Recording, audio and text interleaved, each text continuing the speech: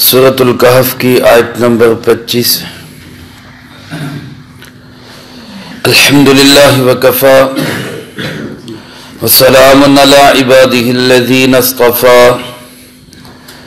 خصوصا علی سید الرسل وخاتم الانبیاء وعلى آلہ واصحابہ الاتقیاء اما بعد فاعوذ باللہ من الشیطان الرجیم بسم اللہ الرحمن الرحیم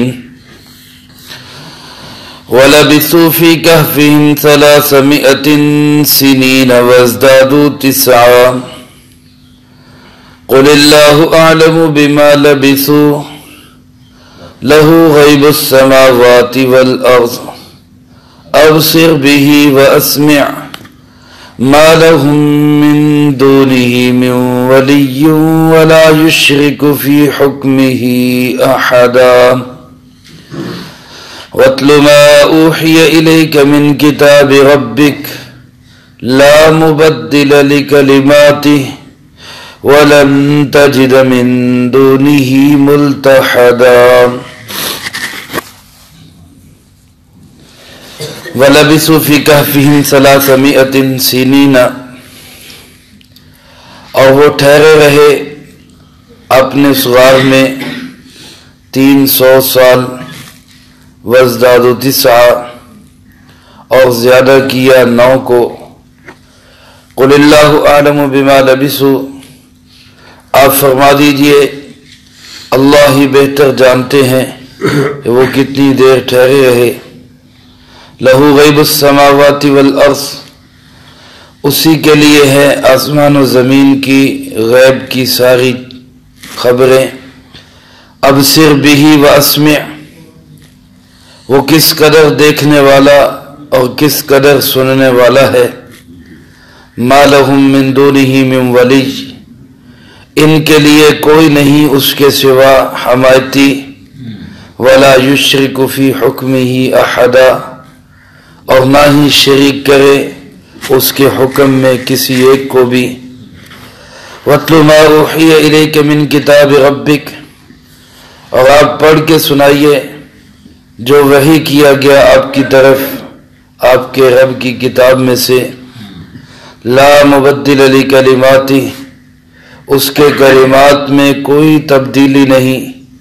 وَلَن تَجِدَ مِن دُونِهِ مُلْتَحَدًا، اور ہرگز نہیں ملے گا تجھے اس کے سوا کوئی بھی پناہ گیر۔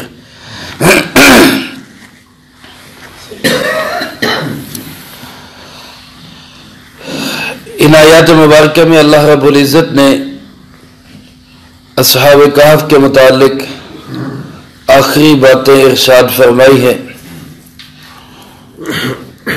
اصحاب کہف اس غار کے اندر کتنا عرصہ سوئے رہے، اس کے متعلق اللہ پاک نے ارشاد فرمایا وَلَبِثُوا فِي كَهْفِهِمْ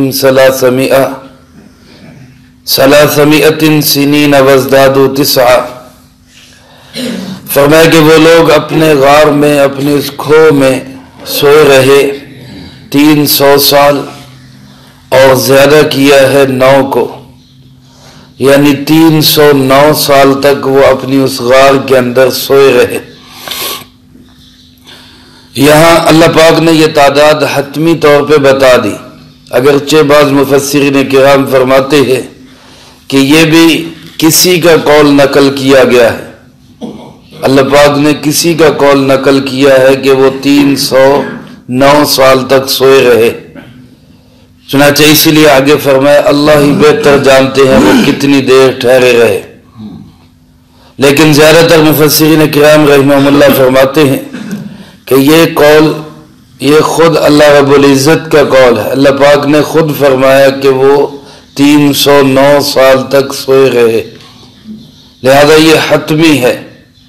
اور اس کے بعد جو فرمایا گیا کہ اللہ بہتر جانتے ہیں وہ کتنا ٹھہرے رہے، یہ ان لوگوں کو سمجھایا گیا جو اس سے کم و بیش مدت بیان کرتے ہیں، جو اس سے زیادہ یا کم کہتے ہیں ان کو کہا گیا کہ تم زیادہ نہیں جانتے، اللہ زیادہ جانتے ہیں۔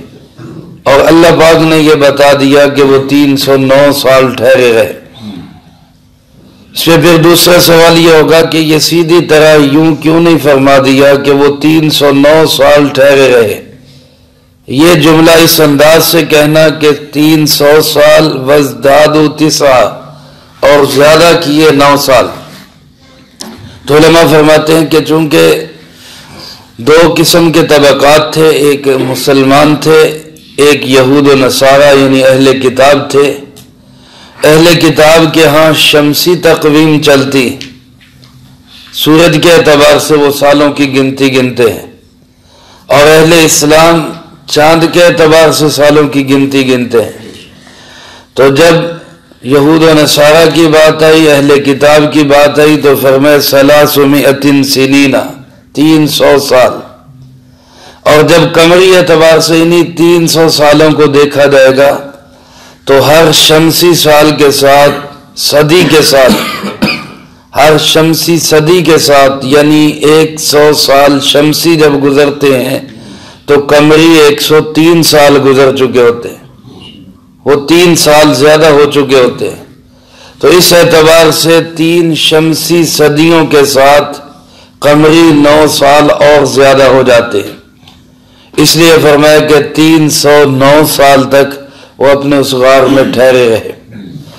یہ اللہ رب العزت کی قدرت کی دلیل ہے، اللہ کی قدرت کا شاہکار ہے، اور یہ اس بات کا پتہ دیتی ہے کہ وہ اللہ جب 3 صدیوں سے زائد عرصہ کسی کو سلا کے دوبارہ زندہ کر سکتا ہے تو اس سے بھی لمبی مدت تک کسی کو مار کے بھی دوبارہ زندہ کر سکتا ہے۔ اللہ پاک کو اس کی پوری قدرت حاصل ہے۔ کچھ لوگوں نے اس معجزے کا بھی انکار کیا، اصحاب کہف کی اس کرامت کا بھی انکار کیا۔ معجزات کے منکر کچھ لوگ آج اس معاشرے میں بھی موجود ہیں۔ اس سے پہلے کچھ زیادہ شدت کے ساتھ تھے، اگرچہ اب ان کی شدت میں کمی آ گئی۔ سر سید احمد خان، اسی طرح غلام احمد پرویز اور ایسے بہت سارے نام آتے ہیں جو معجزات کے منکر تھے۔ نبی پاک صلی اللہ علیہ وسلم کے سفر معراج کے منکر ہیں، آپ معراج پہ گئے، یہ نہیں ہو سکتا۔ حضرت داؤد علیہ السلام جب زبور پڑھتے تھے اور اللہ کو یاد کرتے تھے تو ان کے ساتھ پہاڑ بھی زبور پڑھا کرتے تھے۔ اس معجزے کا بھی انہوں نے انکار کیا اس انداز سے کہ یہ پہاڑ بولتے نہیں تھے بلکہ یہ آواز کی باز گشت تھی۔ صرف پہاڑوں میں جا کے انسان بولے تو وہ باز گشت سنائی دیتی ہے، اسی کو اللہ پاک نے ذکر کیا۔ تو یہ اس انداز سے معجزات کا انکار کرتے ہیں، حالانکہ یہ سب اللہ کی قدرت کے دلائل ہیں۔ اگر معراج عجیب و غریب سفر نہ ہوتا تو اس کو قرآن کریم کے اندر اتنی اہمیت سے ذکر کرنے کی کوئی ضرورت ہی نہیں تھی۔ اگر حضرت داؤد علیہ السلام کے ساتھ پہاڑ زبان سے تسبیح نہ کرتے ہوتے تو اس کو بطور دلیل کے ذکر کرنے کی کیا ضرورت تھی؟ آواز کی باز گشت تو کوئی بھی جا کر بولے اس کی سنائی دیتی۔ پھر داؤد علیہ السلام کی اس میں کیا ان کا معجزہ ہوا اور کیا ان کی بڑائی ہوئی؟ اسی طرح یہاں پر ان اصحاب کہف کا 3 صدیوں سے زائد عرصے تک سوئے رہنا یہ اللہ پاک کی قدرت کے دلائل میں سے ایک دلیل ہے۔ اگر یہ ایسا نہ ہوتا، یہ کوئی کرامت یا کوئی عجوبہ نہ ہوتا تو اس کو اتنی اہمیت کے ساتھ نہ پوچھا جاتا نہ اتنی اہمیت کے ساتھ اس کو بتایا جاتا۔ اس کا سوال کرنے والوں کا سوال اور جواب دینے کی اس قدر اہمیت یہی اس طرف دلالت کرتی ہے کہ یہ بڑا عجیب و غریب واقعہ ہے۔ اور پھر اگر اس جملے کو اللہ رب العزت کا جملہ نہ بھی تسلیم کریں تو شروع سورت کے اندر اللہ پاک نے جہاں فرمایا کہ وہ وَلَبِثُوا فِي كَهْفِهِمْ، وہ لوگ اپنی غار کے اندر سنین عددا، کئی سال تک سوتے رہے، تو کم از کم یہ جملہ تو اللہ رب العزت کا ہے ہی۔ تو سال ہا سال کسی کا سوئے رہنا اور پھر اٹھ جانا یہ بھی اللہ کی قدرت کے شاہکار میں سے ہے۔ چلو 3 صدیاں نہ مانو، لیکن یہ تو اللہ نے فرمایا کہ کئی سال تک وہ سوتے رہے۔ تو اللہ رب العزت نے یہ قدرت کی دلیل یہاں پہ بیان فرما کے ارشاد فرمایا اللہ اعلم بما لبثوا، اللہ بہتر جانتا ہے وہ کتنا ٹھہرے رہے۔ علماء فرماتے ہیں کہ دو چیزیں آئیں، ایک اصحاب کہف کی تعداد اور دوسری اصحاب کہف کے ٹھہرنے کی مدت۔ جو اصحاب کہف کی تعداد کا ذکر آیا تو وہاں قرآن کریم نے صرف سرسری سا اشارہ دیا ہے، کوئی حتمی تعداد بیان نہیں کی۔ بھئی یہ کہا کچھ لوگ کہتے ہیں 3 ہے، چوتھا کتا ہے، کچھ کہتے ہیں 5 تھے، چھٹا کتا ہے، کچھ کہتے ہیں 7 تھے، ان کا 8واں ان کا کتا ہے۔ اشارہ یہ کر دیا کہ ان دو کے درمیان رجمم بالغیب، اندھیرے میں تیر چلانے کا لفظ ذکر کر دیا، اور آخری کو اس کے بغیر چھوڑا، جس سے اندازہ ہوتا ہے کہ 7 تعداد تھی، 8واں کتا تھا۔ حتمی نہیں بیان کی گئی، لیکن جہاں ان کے ٹھہرنے کی مدت کا ذکر آیا وہاں اللہ رب العزت نے حتمی تعداد بیان کر دی کہ وہ 309 سال تک ٹھہرے رہے، اس لیے کہ ان کی تعداد کہ وہ کتنے تھے یہ خالصتاً ایک بیکار بحث ہے، اس کی ضرورت نہیں وہ کتنے تھے، ضرورت اس کی تھی کہ ان کا عمل کیا تھا۔ اس لیے قرآن کریم نے اس سے زیادہ بحث بھی نہیں کی، بلکہ اس کے متعلق یہ فرمایا کہ اس کو اللہ کے سپرد کرو، اللہ بہتر جانتے ہیں۔ اور 3 صدیوں سے زائد عرصہ کسی کا سوئے رہنا یہ ایک عجیب ترین دلیل ہے اور بات ہے، اور یہ واضح ترین نشانی ہے مرنے کے بعد دوبارہ اٹھنے کی، اس لیے اس کو حتمی طور پہ بیان کیا گیا۔ اللہ پاک ان کو 3 صدیوں تک سلا کے پھر اٹھا رہے۔ اور بعض علماء نے فرمایا کہ یہ جو 309 سال ہیں یہ ان کے جاگ جانے کے بعد گزرے، یعنی جب وہ اٹھ گئے پھر اس کے بعد 309 سال تک وہ غار کے اندر زندہ رہے، ٹھہرے رہے، اس کے بعد پھر ان کو دوبارہ جو ہے وہ چھپا دیا گیا اور نظروں سے پوشیدہ کر دیا گیا۔ تو یہ مدت جناب محمد کریم صلی اللہ علیہ وسلم کی آپ کی ولادت کے قریب تک پہنچ جاتی ہے، اس کی طرف اشارہ کر دیا۔ بہرحال اس کے متعلق بھی فرمایا لہو غیب السماوات والارض، غیب کی ساری باتوں کو حقیقت میں جاننے والا صرف کون ہے؟ اللہ۔ ابصر بہ واسمع، اور فرمایا وہ کس قدر دیکھنے والا، کس قدر سننے والا ہے۔ ہمارا دیکھنا، ہمارا سننا بہت کمزور ہے، ہم دیکھنے اور سننے میں آنکھ کے بھی محتاج ہیں، کان کے بھی محتاج ہیں، پھر اللہ کے حکم کے بھی محتاج ہیں۔ اللہ پاک دیکھنے اور سننے میں کسی چیز کا محتاج نہیں، وہ بغیر کسی چیز کی احتیاج کے دیکھتا بھی ہے، سنتا بھی ہے۔ تو جو ذات اس قدر دیکھنے والی اور سننے والی ہو وہی سب چیزوں کا حقیقی علم رکھنے والا ہے۔ حقیقی علم ہر چیز کا صرف اور صرف اللہ ہی کے پاس ہے۔ فرمایا ما لہم من دونہ من ولی، ان لوگوں کے لیے اللہ کے سوا کوئی حمایتی، کوئی کارساز، کوئی کام بنانے والا، کوئی مشکل کشا نہیں۔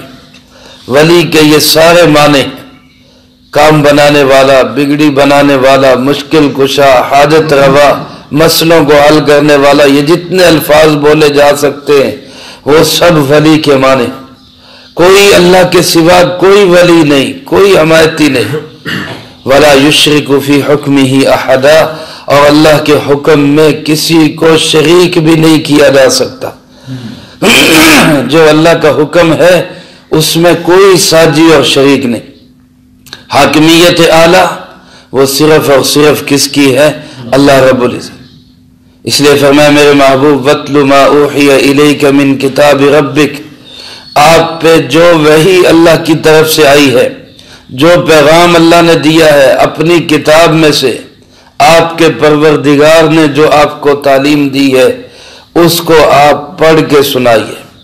وَاتْلُ مَا أُوحِيَ، یہ لفظ ما عموم کے لیے ہے، جو کچھ بھی آپ کی طرف وحی کیا گیا۔ جناب محمد کریم صلی اللہ علیہ وسلم نے ایک حرف تو کیا، حرف کا معمولی سا حصہ بھی جو اللہ نے آپ کی طرف بھیجا تھا آپ نے اس کو چھپانے کی کوشش نہیں کی، سب اپنی امت کو بتایا، حتیٰ کہ وہ آیات مبارکہ جن میں بظاہر جناب نبی پاک صلی اللہ علیہ وسلم کو محبوبانہ عتاب فرمایا گیا ہے، بظاہر یوں محسوس ہوتا ہے کہ آپ کو ڈانٹ دیا گیا ہے، وہ آیات بھی آپ صلی اللہ علیہ وسلم نے نہیں چھپائی، وہ بھی امت کو بتائی، جیسا کہ سورۃ عبس کی ابتدائی آیات عبس وتولی ان جاءہ الاعمی وما یدریک لعلہ یزکی او یذکر فتنفعہ الذکری، یہ سب محبوبانہ عتاب ہے۔ جب آپ صلی اللہ علیہ وسلم کے پاس ایک نابینا صحابی آئے اور آپ کو ان کا آنا ناگوار گزرا، کیونکہ آپ کے پاس سرداران قریش بیٹھے ہوئے تھے، آپ کو ان کا آنا اور ان کا سوال کرنا ناگوار گزرا، تو اللہ پاک نے اس پہ آپ کی محبوبانہ تربیت فرما دی، یہ آپ کے ساتھی ہیں، ان کی طرف توجہ زیادہ ہونی چاہیے۔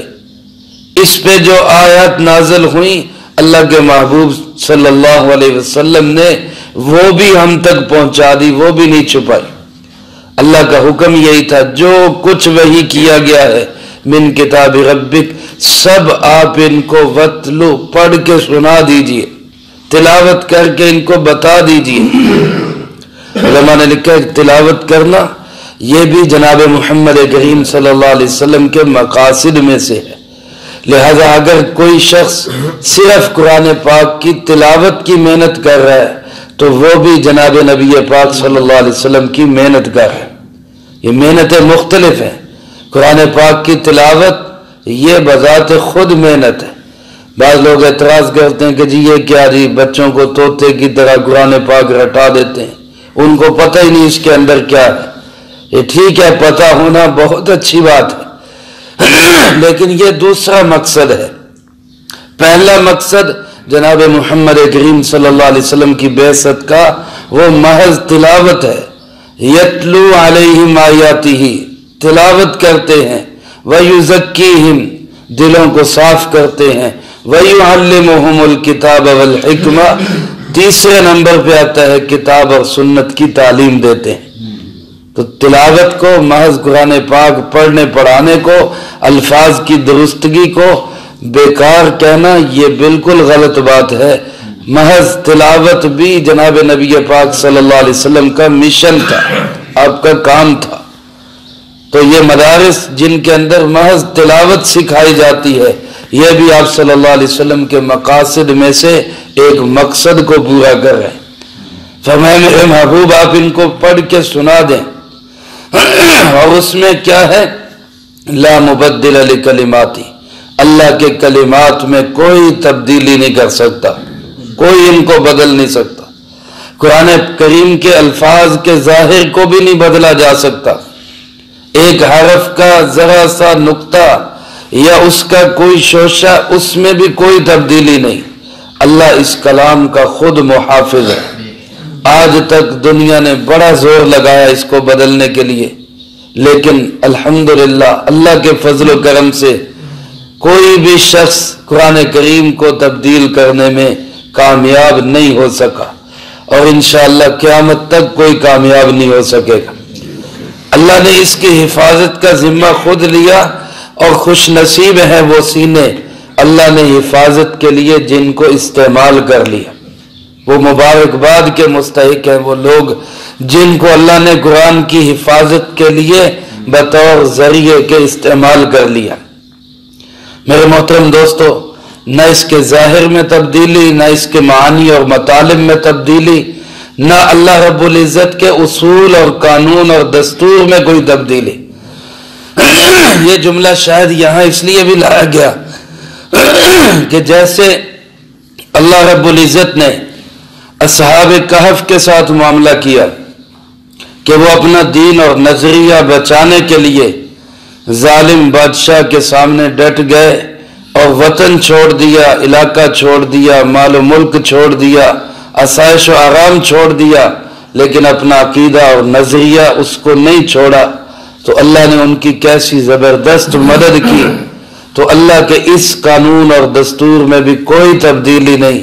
آج بھی اگر کوئی اپنے نظریے پہ قائم ہے اور وہ کسی کی پرواہ نہیں کرتا، اور وہ اس بات پہ ڈٹ جاتا ہے کہ اللہ کے سوا میرا کوئی پالنے والا نہیں، میرا مشکل کشا حاجت روا صرف اللہ ہے، اور میں اپنے عقیدے اور نظریے پر کوئی لچک پیدا نہیں کر سکتا، کوئی کمپرومائز نہیں کر سکتا، تو اللہ فرماتے ہیں کہ میں آج بھی اس کا مددگار، لا مبدل لکلماتی، میرے کلمات میں کوئی تبدیلی نہیں۔ جس وقت قرآن پاک اتر رہا تھا اہل مکہ مقابلے میں تھے، قریش مکہ، اور آپ صلی اللہ علیہ وسلم اور صحابہ نظریے پہ قائم تھے، عقیدے پہ قائم تھے، تو گویا اللہ پاک نے ان کو تسلی بھی دے دی کہ دیکھو جیسے صحابہ کہف اپنے نظریے پہ قائم رہے، اے میرے محبوب کے امتی ہو تم بھی اپنے نظریے پہ قائم رہنا، اللہ نے جیسے صحابہ کہف کی مدد کی ہے اللہ تمہارا بھی ایسے ہی مددگار ہوگا۔ یہ آیت مبارکہ کا جملہ آج کے اس دور میں مجھے اور آپ کو بھی یہی تسلی دے رہا ہے کہ ان حالات میں بھی جبکہ ہر طرف اندھیرا ہی اندھیرا نظر آ رہا ہے، تم اپنے نظریے اور عقیدے پہ قائم رہنا، مشکل حالات میں بھی اللہ آسانیاں تمہارے لیے پیدا کرے گا جیسے صحابہ کہف کے لیے پیدا ہوئی۔ لہذا فرمایا لا مبدل لکلماتی، اور فرمایا اگر اس کی کوشش کرو گے کہ ہم عقیدہ بدل لیں یا ہم نظریہ بدل لیں ورنہ ہم مارے جائیں گے، تو اللہ فرماتے یاد رکھو لن تجد من دونہ ملتحدا، اللہ کے سوا تمہیں کوئی جائے پناہ نہیں ملے گی، تمہاری پناہ کی جگہ صرف اللہ کی ذات ہے۔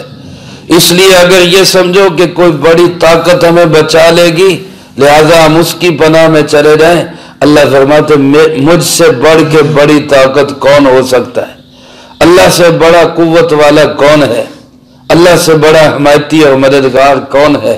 لہذا اے ایمان والو، اے قرآن والو، اے محمد کریم صلی اللہ علیہ وسلم کا نام لینے والو، اگر تم جائے پناہ چاہتے ہو اللہ کے سوا کوئی جائے پناہ نہیں، وَلَن تَجِدَ مِن دُونِهِ مُلْتَحَدًا، ہرگز تجھے اللہ کے سوا کوئی پناہ کی جگہ نہیں ملے گی۔ لہذا جب پناہ ایک ہی ہے تو اس پناہ گاہ کے حصول کا طریقہ یہی ہے کہ اس کے نظام کو سینے سے لگائیں، جناب محمد کریم صلی اللہ علیہ وسلم کی محنت کو اپنی زندگی کا محور اوڑھنا بچھونا بنائے، اس کے سوا کہیں نجات نہیں۔ اللہ مجھے آپ کو سب کو اس کا یقین نصیب فرمائے، اصحاب کہف کی طرح اپنے عقیدے اور نظریے میں پختگی نصیب فرمائے۔ یہ دعا اصحاب کہف نے مانگی تھی اپنے شہر اور علاقے اور وطن سے نکلتے ہوئے، آج اس دعا کو ہمیں سیکھنا، یاد کرنا اور اپنا ورد زبان بنانا چاہیے۔